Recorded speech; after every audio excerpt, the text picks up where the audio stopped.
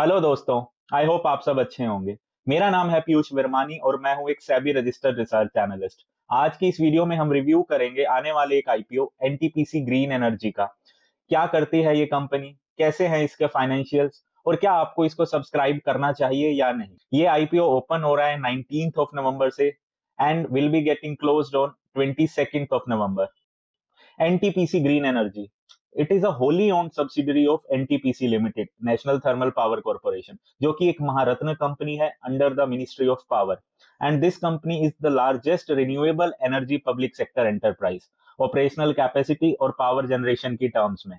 इस कंपनी का जो पोर्टफोलियो है that is mainly based on the solar and wind energy, जिसके लिए इस कंपनी ने 6 अलग अलग स्टेट्स में अपने प्लांट्स लगा रखे हैं। सो इन केस अगर किसी एक स्टेट में कोई इशू भी आता है, किसी एक प्लांट में इशू भी आता है, so the company can manage from the other 5 states.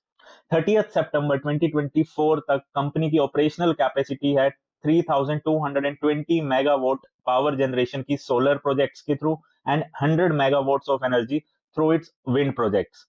अब इस कंपनी का फोकस है अपनी ऑपरेशनल कैपेसिटी को इंक्रीज करने का, बिकॉज ऑब्वियसली एनटीपीसी लिमिटेड का नाम साथ में है। सो इस कंपनी के लिए कस्टमर बेस बढ़ाना कोई भी बड़ी बात नहीं है। इस कंपनी के पास ऑलरेडी काफी पीएसयूज और इंडियन कॉर्पोरेशंस के प्रोजेक्ट्स इन हैंड है। आईपीओ की बात करें, इस आईपीओ की बात करें तो इसमें जो प्राइस बैंड रखा गया है दैट इज 102 टू 108 पर शेयर। एक लोट में होंगे अराउंड 138 शेयर्स, जिसके लिए पे करने होंगे अराउंड 14,900 रुपीज। ये आईपीओ है 10,000 करोड़ का। यस, 10,000 करोड़ का। It is a very big IPO. And the main thing is इसमें कुछ भी ऑफर फॉर सेल नहीं है, यानी प्रमोटर्स के पास कुछ भी नहीं जाने वाला। ये सारा पैसा कंपनी के पास जाएगा। रिटेल कोटा है इसमें 10%। एंड इसमें शेयर होल्डर कोटा भी रखा गया है जिसकी कट ऑफ डेट है 11th ऑफ नवंबर। यानी 11th ऑफ नवंबर तक अगर आपके डीमेट अकाउंट में एक भी एनटीपीसी लिमिटेड का शेयर था तो आप इसमें शेयर होल्डर कोटा के थ्रू भी अप्लाई कर सकते हैं। अगर आपने 11th ऑफ नवंबर को वो शेयर सेल कर दिए तो आप इसके लिए एलिजिबल नहीं है। As of 11th November end of the day आपके डीमेट में एक शेयर जरूर होना चाहिए एनटीपीसी लिमिटेड का। कंपनी का कहना है ये सारा फंड यूज करेंगे वो एनटीपीसी रिन्यूएबल एनर्जी लिमिटेड में, जिससे कुछ डेट पे किया जाएगा कंपनी का, और जनरल कॉर्पोरेट पर्पजेस के लिए। कंपनी के फाइनेंशियल्स की बात करें तो it is just a 2 year old company. अभी इसका कुछ खास फाइनेंशियल डाटा अवेलेबल नहीं है, बट जितना भी है उसके अकॉर्डिंग कंपनी के एसेट भी 18,431 करोड़ से एक साल में इंक्रीज होकर हो गए 27,206 करोड़। रिवेन्यू रहा है 170 करोड़ से 2,000 करोड़ का। प्रॉफिट की बात करें तो कंपनी का प्रॉफिट 23 में था अराउंड 171 करोड़ का, और नेक्स्ट फाइनेंशियल ईयर एंड तक हो गया 344 करोड़ का। कंपनी की नेटवर्थ भी इंक्रीज हुई है। रिजर्व्स एंड सरप्लस भी कंपनी के इंक्रीज हो रहे हैं। बोरोइंग्स भी इंक्रीज हुई हैं, but I guess it is used in business purposes only, so it is not a main issue. और कंपनी जो अभी आईपीओ से पैसा रेज करेगी उससे कुछ ना कुछ डेट भी कम होगा। और आप ये नोट करेंगे तो कंपनी का रिवेन्यू जो था 31 मार्च 2023 में दैट वाज अराउंड 170 करोड़, और कंपनी का प्रॉफिट हुआ 171 करोड़ का। तो रिवेन्यू से ज्यादा प्रॉफिट ये तो पॉसिबल नहीं है। बट ये कैसे हुआ? कंपनी के पास डेफर्ड टैक्स क्रेडिट आया इनकम टैक्स डिपार्टमेंट के through, that was around 118 crore.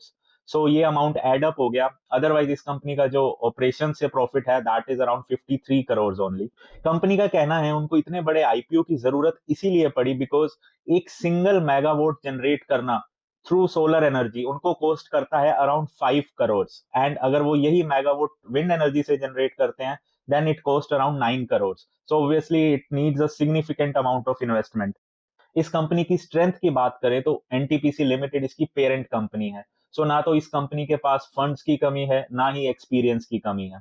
NTPC limited एक 50 साल पुरानी कंपनी है जो ट्रेडिशनल मेथड्स पे काम करती है, बट एनटीपीसी ग्रीन के through now they are focusing on the futuristic approach जिसमें वो रिन्यूएबल एनर्जी सोर्सेज पर काम करेंगे। सो ना ही कोई सप्लायर्स की कमी है ना ही कस्टमर्स की। ये इस कंपनी के लिए सबसे बड़ा प्लस पॉइंट है।